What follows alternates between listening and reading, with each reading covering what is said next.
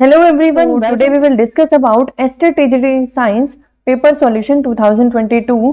हम सभी जानते हैं कि टीजीटी साइंस का जो पेपर है ये लेवल 2 का पेपर होता है और इसमें जो है फिजिक्स भी आती है, केमिस्ट्री भी आती है और बायो भी आती है। लेकिन आज का जो हमारा मेन फोकस रहने वाला है वो रहेगा बायोलॉजी पर। तो बायोलॉजी के क्वेश्चंस को आज हम कवर करने वाले हैं। इसके फर्स्ट क्वेश्चन है, which of the following is not a xerophytic adaptation to reduce transpiration. तो जो जीरोफिटिक अडेप्टेशंस होती है ये जीरोफिटिक अडेप्टेशंस होती है जीरोफिटिक प्लांट्स के लिए। जीरोफिटिक प्लांट्स जो होते हैं ये जीरोफिटिक प्लांट्स में ऐसे प्लांट्स हैं जीरोफिटिक प्लांट जो कि ट्रांसपिरेशन रेट बहुत कम करते हैं। ठीक है, ट्रांसपिरेशन क्या होता है? Loss of water. Loss of water loss of water xerophytic plants में बिल्कुल ना के बराबर होता है रिड्यूस्ड ट्रांसपिरेशन, क्योंकि जीरोफिटिक प्लांट्स के पास ऐसी अडेप्टेशंस हैं, जैसे इनके जो लीफ है, लीफ काफी थिक होती है क्योंकि इनको अपने अंदर वाटर स्टोर करना होता है। लॉस ऑफ वाटर को ये होने ही नहीं देंगे। ठीक है, नहीं होने देंगे तो वो सारा जो वाटर है वो कहाँ स्टोर हो जाएगा? लीफ के अंदर स्टोर हो जाएगा। और इसका एग्जाम्पल क्या है? कैक्टस। कैक्टस कैसा प्लांट है? एक जीरोफिटिक प्लांट है जो कि अपनी ही बॉडी के अंदर वाटर स्टोर करता है और वाटर को स्टोर करता है तो ट्रांसपिरेशन रेट जो है बहुत ही कम हो जाता है। ठीक है, फिर फर्स्ट ऑप्शन है stem take over the function of the photosynthesis. क्या ऐसे केस में स्टेम फोटोसिंथेसिस करेगा? अगर स्टेम के पास भी फोटोसिंथेटिक वाली सारी प्रॉपर्टीज हैं तो वो फोटोसिंथेसिस करता है। और कई बार अपीयरेंस जो है लीव्स के भी स्टेम के जैसी हमें नजर आती है, क्योंकि ये जो लीव्स होती हैं इनके अंदर जो है ये वाटर स्टोर करता है, तो ये भी स्टेम की तरह ही हमें दिखते हैं। बट जो स्टेम है अगर इनके पास क्लोरोप्लास्ट है, ग्रीन कलर में है, तो ये भी फोटोसिंथेसिस करेगा क्योंकि इनको जो है वाटर ट्रांसपिरेशन को रिड्यूस करना है। फिर दूसरा है presence of hairs in stomatal pit. Stomata में कुछ हेयर्स प्रेजेंट होते हैं जो मॉइस्चर कंडीशन प्रोवाइड करते हैं और ट्रांसपिरेशन रेट को ये भी कम करते हैं, ट्रांसपिरेशन नहीं होने देंगे।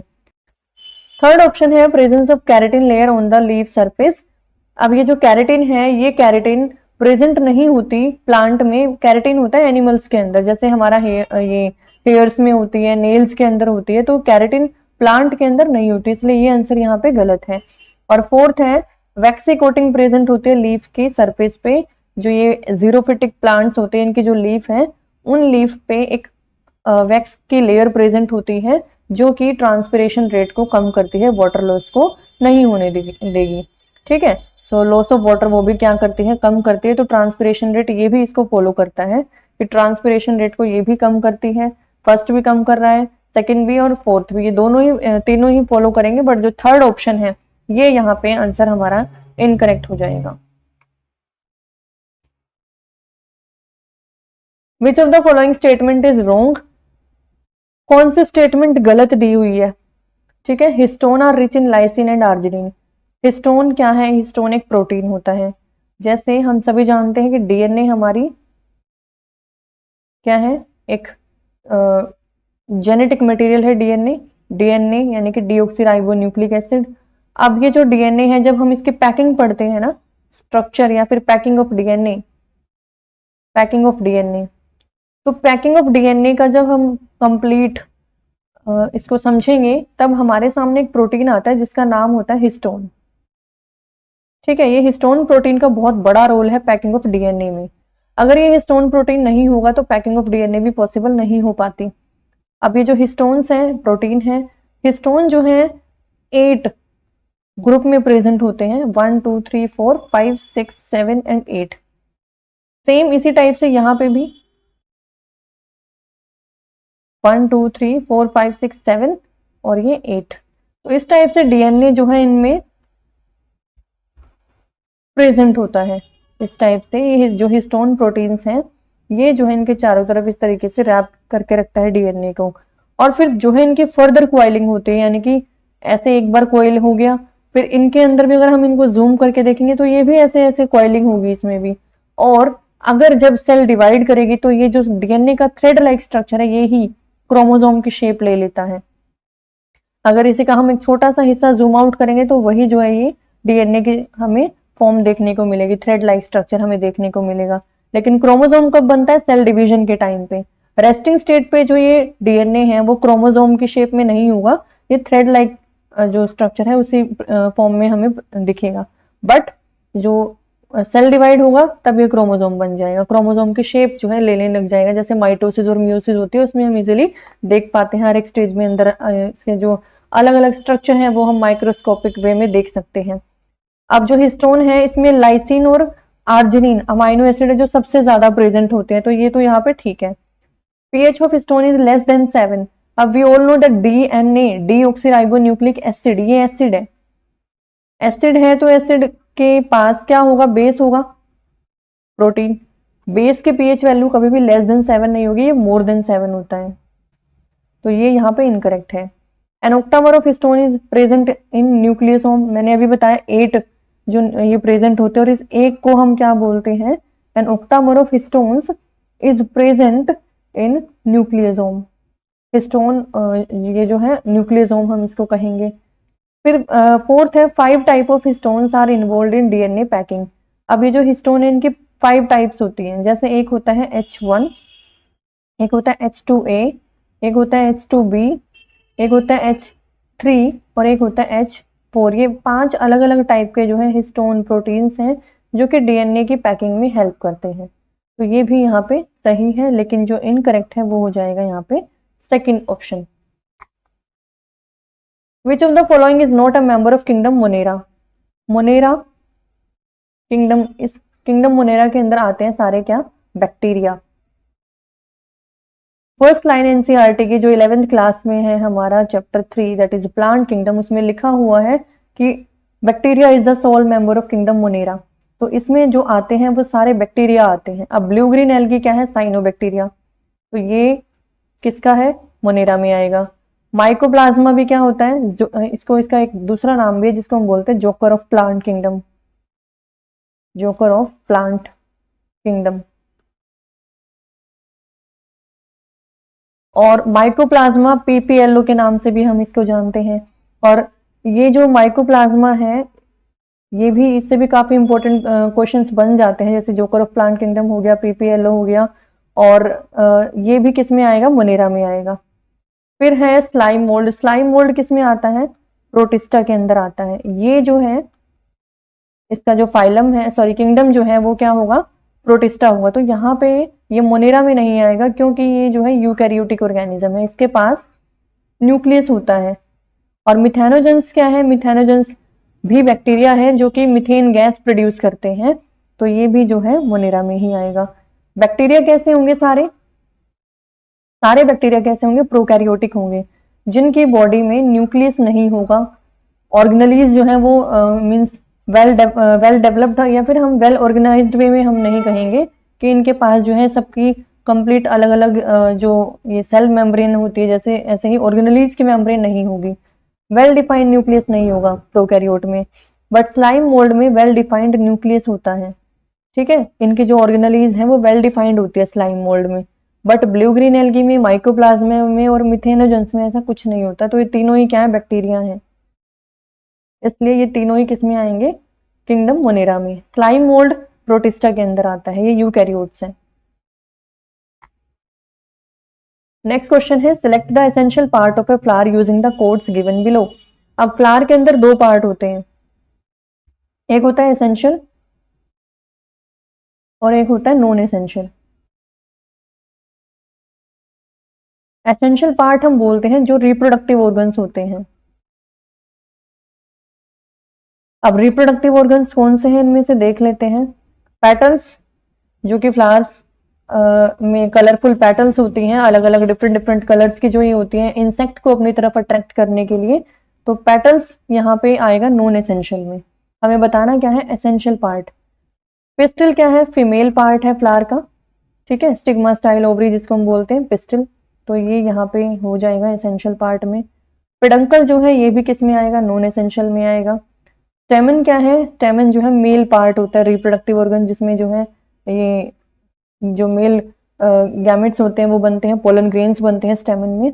और उसके बाद है सेपल्स, जो ग्रीन कलर की नीचे होती हैं, पेटल्स के नीचे की तरफ जो अरेंज होते हैं सेपल्स, ओवरी के अराउंड हम कह सकते हैं, तो ये भी किस में आएंगे, नॉन एसेंशियल में।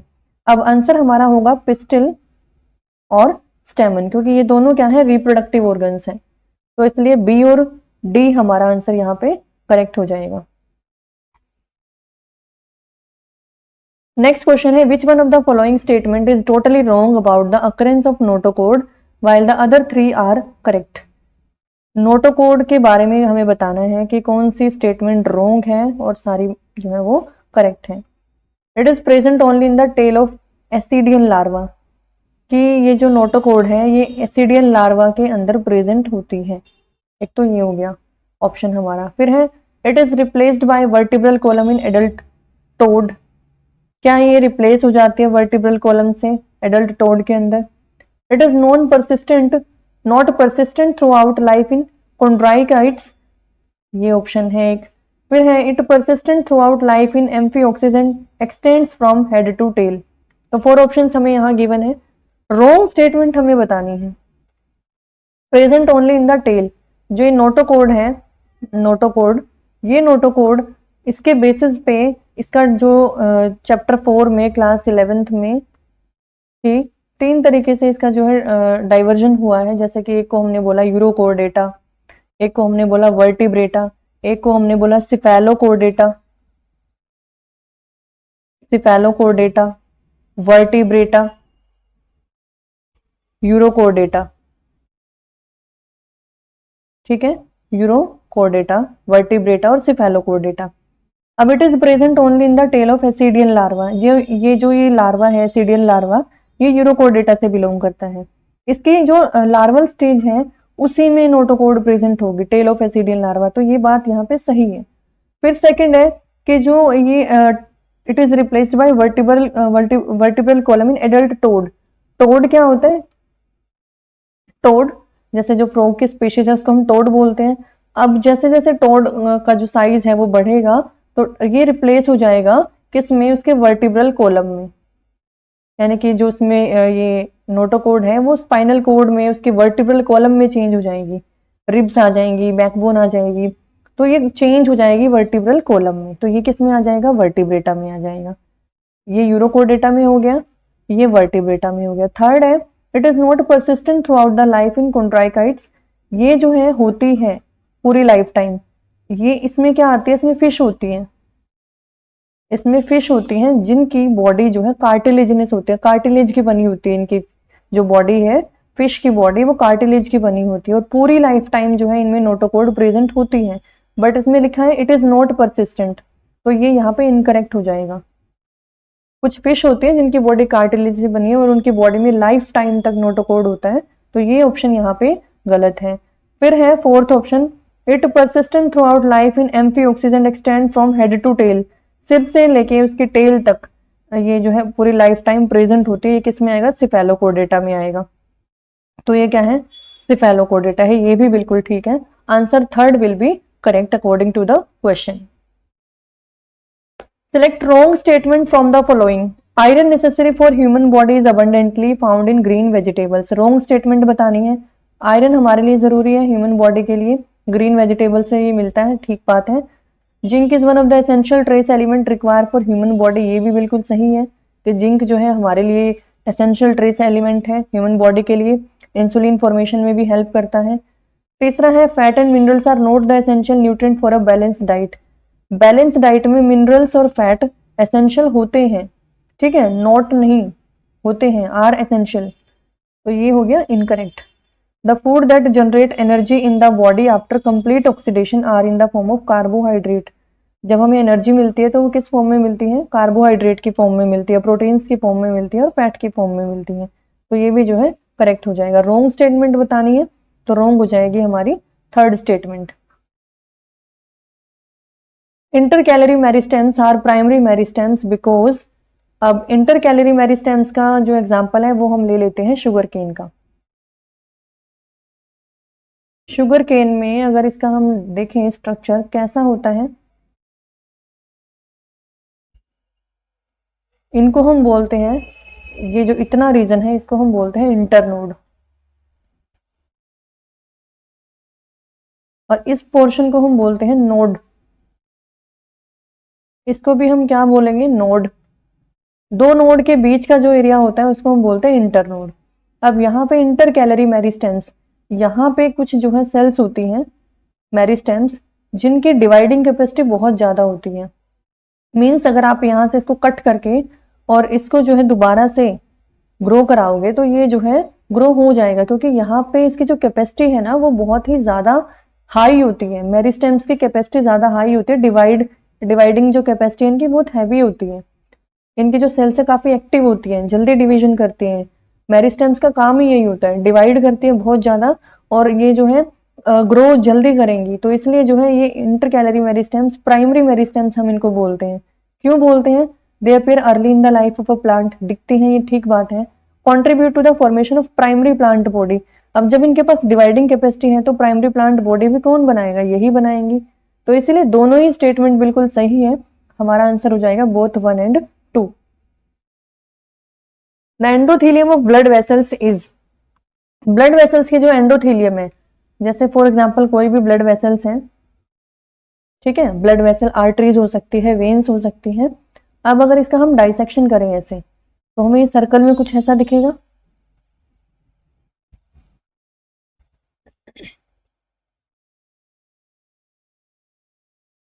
फॉर एग्जांपल ये फर्स्ट लेयर है,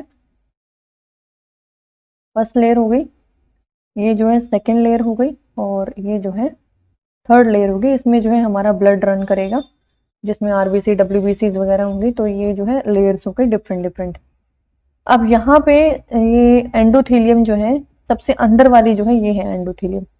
यहाँ कुछ ऐसे सेल्स हैं जो हमें बतानी है कि किस तरह की, क्या वो स्क्वेमस एपिथेलियम है, या वो क्यूबॉइडल है, या फिर वो कॉलमनार एपिथेलियम है, या सिलिएटेड है। ठीक है, अब फर्स्ट वाली जो है इसको हम बोलते हैं, इसका नाम क्या है? Tunica externa. इसका नाम होता है ट्यूनिका एक्सटर्ना। इसका नाम हम बोलते हैं ट्यूनिका मीडिया, मीडिया।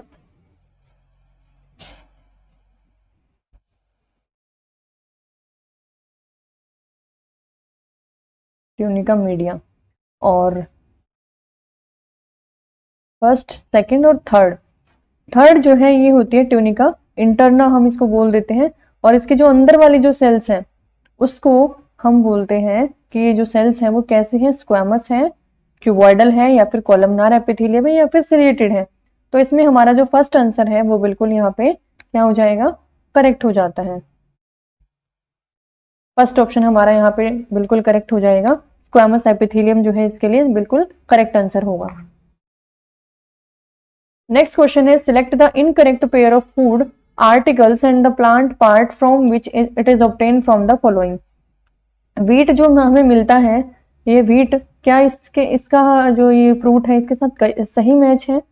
अब व्हीट का जो ग्रेन होता है वही उसका फ्रूट है। ठीक है, व्हीट से हमें क्या मिलता है? ग्रेन्स मिलते हैं, और ग्रेन्स को ही हम क्या बोलते हैं? फ्रूट बोलते हैं उसका। जिंजर से हमें क्या ये जो ये जिंजर है ये एक रूट की फॉर्म है? तो ये रूट की फॉर्म नहीं होती है, राइजोम की फॉर्म होती है, राइजोम। टर्मरिक ये भी राइजोम है, और राइजोम जो है स्टेम होता है। तो ये ठीक है, ये यहाँ भी स्टेम होगा, तो ये वाला हमारा यहाँ पे इनकरेक्ट हो जाएगा। टी लीव्स से मिलती है हमें, टी चाय पत्ती, टी लीव्स। तो ये भी यहाँ पे हमारा ठीक हो जाएगा, ये भी करेक्ट है और ये भी करेक्ट है। इनकरेक्ट बताना है तो second one will be incorrect answer. Consider the following statement in reference to given green manure and select the incorrect statement using the codes given below. Green manure is rich in organic matter and nutrients. Incorrect बताना है फिर से। Green manure जो है rich होता है organic matter में और न्यूट्रिएंट्स में, बिल्कुल ठीक बात है। ऑर्गेनिक मैटर तो ज्यादा होगा ही, न्यूट्रिएंट्स भी ज्यादा होंगे ग्रीन मैन्योर में।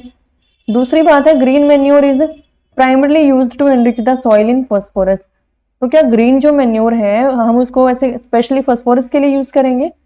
ग्रीन मैन्योर जो है एनरिच द सॉइल, सॉइल में एनरिचमेंट कर देता है फॉस्फोरस की। ये सबसे ज्यादा फॉस्फोरस ही हो जाएगा सॉइल में अगर हमने ग्रीन मैन्योर को ऐड किया तो ऐसा कुछ नहीं होता, क्योंकि ग्रीन मैन्योर जो है ये नेचुरल मैन्योर है। ठीक है, ग्रीन मैन्योर यानी कि जो नेचुरल जो चीजें होती हैं, बायोडिग्रेडेबल चीजें हैं, उनसे ये जो मैन्योर है ये प्रिपेयर कराया जाता है। वो कोई स्पेसिफाई नहीं होता कि उसमें फॉस्फोरस ज्यादा होगा। तो ये तो यहाँ इनकरेक्ट हो जाता है। फिर green manure is the undecomposed plant material. ये अनडिकम्पोज नहीं होता, डिकम्पोज होता है। तो ये भी यहाँ हमारा इनकरेक्ट हो जाएगा। बी और C will be incorrect answer. Next question है, which of the following are also considered to be the states of matter. अब जो ये स्टेट्स ऑफ मैटर है, ये स्टेट्स ऑफ मैटर हमने पढ़ा है कि सॉलिड होती है,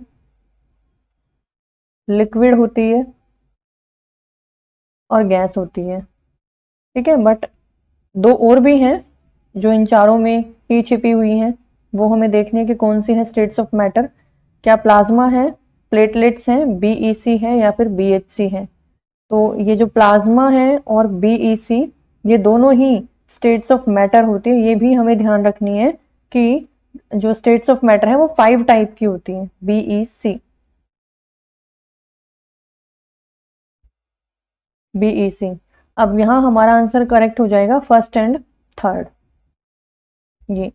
ठीक है, प्लाज्मा, क्योंकि ये जो प्लाज्मा है इसके अंदर हैवी मींस बहुत हाई टेम्परेचर पे जब इलेक्ट्रॉन्स अपने रिलीज करते हैं तो ये जो है इलेक्ट्रॉन्स और काफी सारी जो चीजें हैं वो सारी की सारी एक स्टेट बना लेती हैं, तो उसको भी हम इसमें काउंट करेंगे स्टेट्स ऑफ मैटर में ही।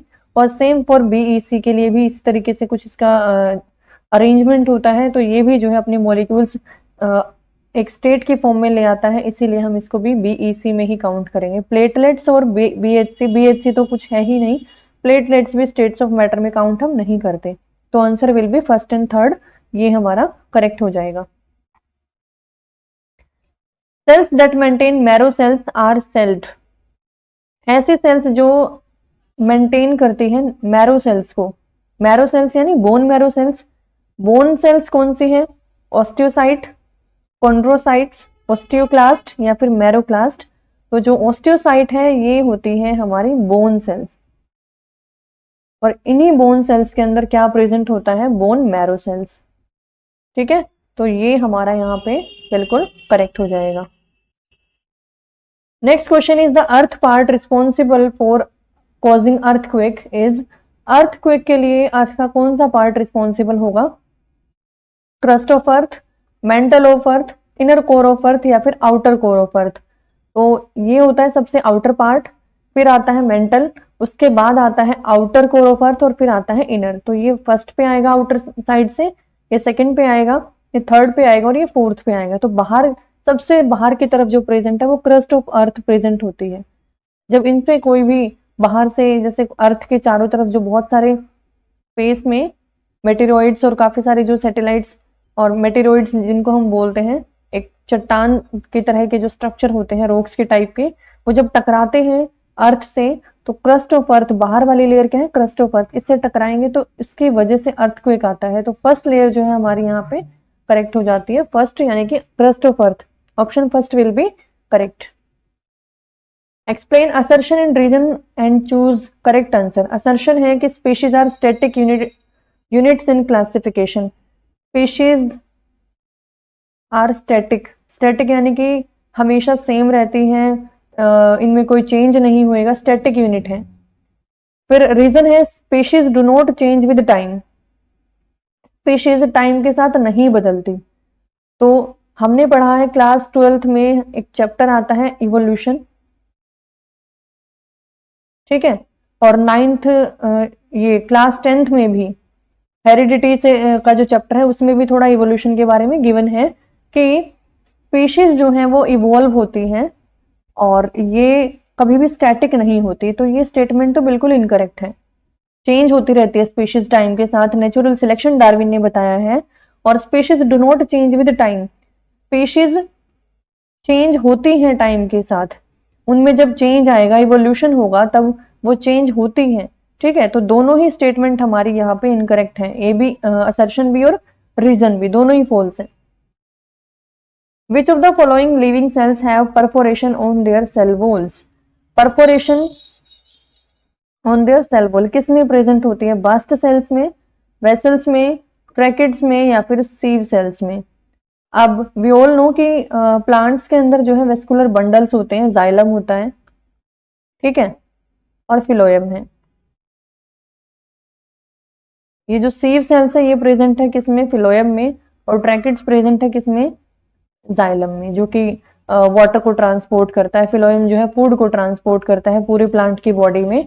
अब ये जो सीव सेल्स हैं, इन सीव सेल्स की परफोरेशन, इनकी जो सीव सेल्स का अगर हम स्ट्रक्चर देखें तो इस सीव सेल्स की का स्ट्रक्चर अगर हम देखते हैं तो इनमें जो है कुछ यहाँ पे इस टाइप से सेव ट्यूब भी प्रेजेंट होती है और जहाँ पे जो है ये चीजों को ट्रांसलोकेट करने में, ट्रांसफर करने में हेल्पफुल रहता है। तो which of the following living cells have perforation on their cell walls, इनके सेल वॉल्स में जो है परफोरेशन, पोर्स प्रेजेंट होते हैं, ठीक है, पोर्स प्रेजेंट होते हैं, जिससे ये एक सेल से मीन्स एक एरिया से दूसरे एरिया में चीजों को ट्रांसफर कर पाते हैं। तो इसका आंसर हो जाता है correct, sieve cells. Select wrong statement. The storage of energy at consumer level is known as secondary productivity. Wrong statement बतानी है। और फिर आता है in an ecosystem maximum energy is stored at producer level. Ecosystem term was coined by Odum. Rate at which organic molecules are formed in an autotroph is called gross primary productivity. तो जब भी हम बात करते हैं किसी भी food chain के बारे में, सबसे पहले आता है प्रोड्यूसर,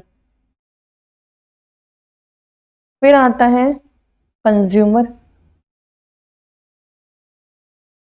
ठीक है, और उसके बाद आता है कौन, प्राइमरी कंज्यूमर। जैसे सबसे पहले प्राइमरी हो गया, प्राइमरी लेवल पे प्रोड्यूसर होगा, तो ये ग्रास का एग्जांपल हम ले लेते हैं। सबसे ज्यादा जो एनर्जी होगी, 100% जो एनर्जी होती है वो होती है इसके पास, प्रोड्यूसर लेवल पे। फिर इसका 10% आता है कंज्यूमर के पास, यानी कि ये हो गया क्या, सेकेंडरी लेवल, सेकेंडरी प्रोडक्टिविटी। जो सेकेंडरी प्रोडक्शन होगा वो कंज्यूमर के पास होगा। फिर उसके बाद इस कंज्यूमर के ऊपर जो फीडिंग करेगा उसको हम बोल देते हैं कार्निवोर्स होता है, या फिर हम उसको बोलते हैं सेकेंडरी कंज्यूमर भी बोल देते हैं। इसका 10% इसके अंदर आएगा, यानी कि 1% इसके पास एनर्जी आएगी। फिर अगर इसको आगे कोई फीड करता है तो उसके पास 1 का भी 10% जाएगा, यानी कि 0.1% इसके पास जाता है। तो in storage of energy at consumer level is known as secondary productivity. Secondary productivity correct है। In any ecosystem maximum energy is stored at producer level. Producer level पे मैक्सिमम एनर्जी है, बिल्कुल ठीक है। Ecosystem term was coined by Odum, ये यहाँ पे गलत है, ये टेंसले है, एक साइंटिस्ट जिनका नाम है टेंसले, उन्होंने इकोसिस्टम की term is coined bye Tansley, तो ये यहाँ पे इनकरेक्ट है। Rate at which organic molecules are formed in an autotroph is called gross primary productivity. अब ये gross primary productivity क्या होता है, gross primary productivity क्या होता है, GFR। प्लांट जितना भी प्रोड्यूस करते हैं फोटोसिंथेसिस से, जितनी भी एनर्जी उनके पास है उसको हम बोलते हैं ग्रोस प्राइमरी प्रोडक्टिविटी, GPP, ठीक है, ग्रोस प्राइमरी प्रोडक्टिविटी। अब उसमें से खुद वो कुछ कंज्यूम भी करते हैं अपने रेस्पिरेशन के लिए, तो ये होता है -R और is equal to net primary productivity. ये भी क्लास 12th का टॉपिक है, बट थोड़ा सा इसके बारे में आप 10th क्लास में भी इकोसिस्टम में गिवन है। अब ये GPP ग्रोस प्राइमरी प्रोडक्टिविटी और R है रेस्पिरेशन, NPP होता है net primary productivity.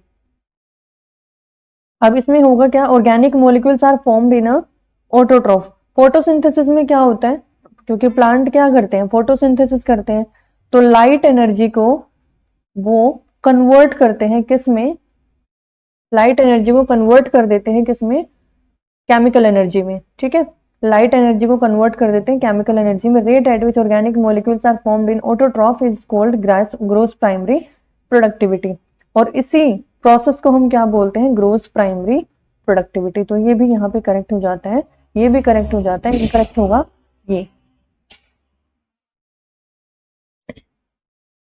Next question है which one of the following is wrongly match. Tendon connective tissue के साथ मैच होगा, स्मूथ मसल्स इनवॉलेंट्री मसल्स के साथ होगा, रेड मसल्स मायोग्लोबिन के साथ है, और ट्रोपोनिन जो है ये फाइब्रस प्रोटीन के साथ होगा। तो रोंग बताना है हमें, रोंग मैच कौन सा है। टेंडन क्या है, कनेक्टिव टिश्यू क्या है, जो हमारी बोन्स होती हैं, बोन्स के साथ हमारी जो मसल्स हैं, उन मसल्स को कनेक्ट कौन करता है, यहाँ पे कनेक्ट कौन करता है, तो ये टेंडन्स होती हैं जो इनको बोन्स को और मसल्स को कनेक्ट करके रखता है, ठीक है, तो ये सही है। स्मूथ मसल्स हमारी होती है, जैसे इंटेस्टाइन हो गया, हमारे जो बॉडी के इंटरनल पार्ट्स है ना, उन सभी को हम बोलते हैं स्मूथ मसल्स, जो हमारे कंट्रोल में नहीं है, जैसे फॉर एग्जांपल हमारा जो डाइजेशन प्रोसेस है वो हमारे कंट्रोल में नहीं है, तो हमारी जो इंटेस्टाइन बनी है वो किससे बनी है, स्मूथ मसल से बनी है। अब हमारे कंट्रोल में नहीं है तो उसको हम बोलते हैं इनवॉलेंट्री मसल्स, तो ये भी यहाँ पे बिल्कुल करेक्ट हो जाएगा। और कार्डिक मसल्स, हमारा जो हार्ट है वो कार्डिक मसल्स से बना है, तो वो भी इनवॉलेंट्री मसल्स में ही आता है। फिर है रेड मसल्स, मायोग्लोबिन। जो हमारी मसल्स होती हैं उसमें भी दो प्रोटीन होते हैं, एक्टिन और मायोसिन। अब इसमें एक प्रोटीन है जो कि मायोग्लोबिन दिया हुआ है, जो रेड मसल्स के अंदर प्रेजेंट होगा, ये भी बिल्कुल करेक्ट है। और लास्ट है ट्रोपोनिन, ये यहाँ पे इनकरेक्ट हो जाता है। फाइब्रस प्रोटीन ये नहीं होता, ये एक ग्लोबुलर प्रोटीन है। तीन अलग अलग जो है यूनिट्स होती हैं, और ये जो है ट्रोपोनिन इस तरीके से ग्लोबुलर स्ट्रक्चर बना लेता है, ठीक है। और ये किस में हेल्पफुल होता है, मसल्स के मूवमेंट में। जैसे हमारी जो मसल्स हैं, जब हम लोकोमोशन करते हैं, चलते हैं, तो हमारी जब मसल्स मूव करती हैं, ये जो ट्रोपोनिन है ये भी मसल्स को मूव कराने में हेल्प करता है। तो ट्रोपोनिन एक ग्लोबुलर प्रोटीन है, एक फाइब्रस प्रोटीन ये नहीं होता, ग्लोबुलर प्रोटीन है। नेक्स्ट क्वेश्चन है, which of the following crop is not suitable for loamy soil. Loamy soil के लिए इनमें से कौन से सुटेबल नहीं है, वीट, पैडी, पल्सेस और कॉटन। वीट जो है ये विंटर्स में ग्रो कराया जाता है। पैडी जो है ये विंटर्स में ग्रो नहीं कराई जाती, क्योंकि पैडी को क्या चाहिए, ज्यादा से ज्यादा वाटर की कंडीशन इसकी हाई होती है, पानी ज्यादा चाहिए इसको। यानी कि ये जो है समर के टाइम पे हम इसको बोल सकते हैं, रेनी सीजन में, बारिश का जो टाइम होता है तब ये ग्रो कराया जाता है, रेनी सीजन में। और पल्सेस जो है ये भी सर्दियों के टाइम पे, विंटर्स के टाइम पे इसको ग्रो कराया जाता है, और कॉटन भी। तो यहाँ पे पैडी की जो कंडीशन है वो वाटर इनको ज्यादा चाहिए।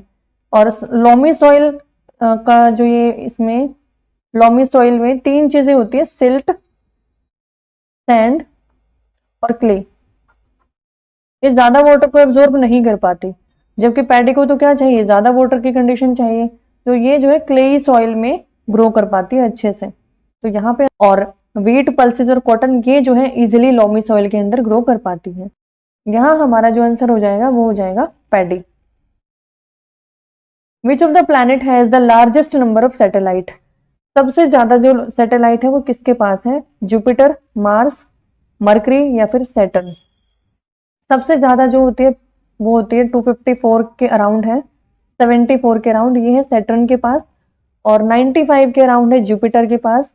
मार्स के पास दो ही है, मरकरी के पास एक भी नहीं होती। तो कौन सा है जो सबसे ज्यादा है, सबसे ज्यादा लार्जेस्ट नंबर में किसके पास होगी, सैटर्न के पास।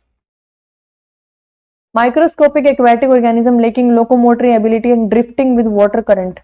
ऐसा कौन सा माइक्रोस्कोपिक एक्वेटिक ऑर्गेनिज्म है जिसमें लोकोमोटरी एबिलिटी नहीं है, ठीक है, and drifting with water current, और वाटर करंट के साथ वो ड्रिफ्टिंग करता है। तो प्लूस्टोन ये जो है एयर और वाटर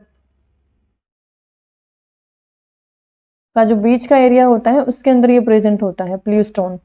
प्लैंकटन जो है इसके पास कोई भी लोकोमोटरी एबिलिटी नहीं होती, तो ये जो है वाटर करंट के साथ ड्रिफ्टिंग करता है, ये हमारा यहाँ पे करेक्ट आंसर हो जाता है। नेक्टोन जो है इसके पास ये स्विमिंग कर सकता है, और इसके पास जो है इसके पास लोकोमोटरी ऑर्गन होते हैं, ठीक है। सेस्टोन जैसा कुछ होता ही नहीं है, ये तो वैसे ही दिया हुआ है, तो यहाँ पे नेक्टन के पास होता है, नेक्टन भी इनकरेक्ट है। प्लैंकटन जो है हमारा यहाँ पे करेक्ट आंसर हो जाएगा। Which of the following is not chiefly a rabi crop. Rabi crop कौन सी इनमें से नहीं है, ग्राम, ग्राउंडनट, पी या फिर मस्टर्ड। ग्राम, पी और मस्टर्ड ये तीनों ही जो हैं कब ग्रो कराई जाती है। जैसे ग्राउंडनट का जो हार्वेस्टिंग टाइम पीरियड है वो क्या होता है, अक्टूबर से जो नवंबर का टाइम होता है, इसमें इसको हार्वेस्ट किया जाता है, ठीक है, हार्वेस्टिंग इसकी होती है। और उससे 2-3 महीने पहले जो स्प्रिंग का टाइम होता है ना, तब इसको ग्रो कराया जाता है, गर्मियों के टाइम पे, ठीक है, स्प्रिंग वाले एरिया उसमें टाइमिंग में इसको ग्रो कराया जाता है। लेकिन जो ये है ग्राम है, पी है और मस्टर्ड है, इनकी जो टाइमिंग है वो इससे डिफरेंट होती है। तो इसीलिए जो ये ग्राउंड नट है ये एक रबी क्रॉप में हम इसको काउंट नहीं करेंगे, ये एक खरीफ क्रॉप में काउंट होगी।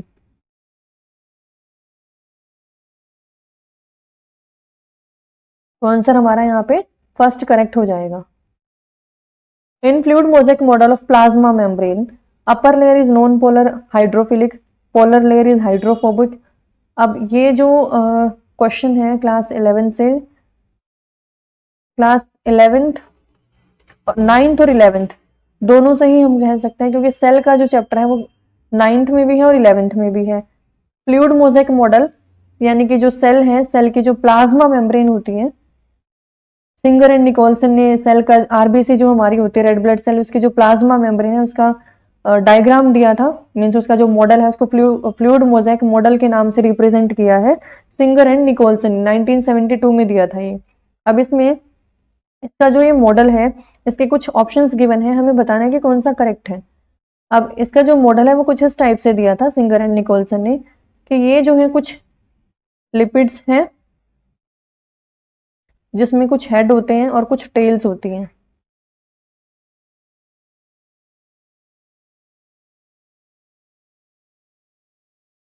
ये जो है प्रोटीन्स हैं,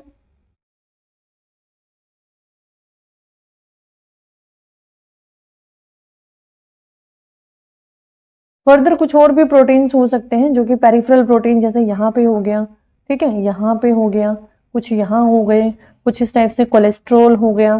तो ये प्लाज्मा मेम्ब्रेन का जो मॉडल है वो दिया था किसने, सिंगर निकोलसन ने, फ्लूइड मोज़ेक मॉडल के नाम से इसको रखा गया था।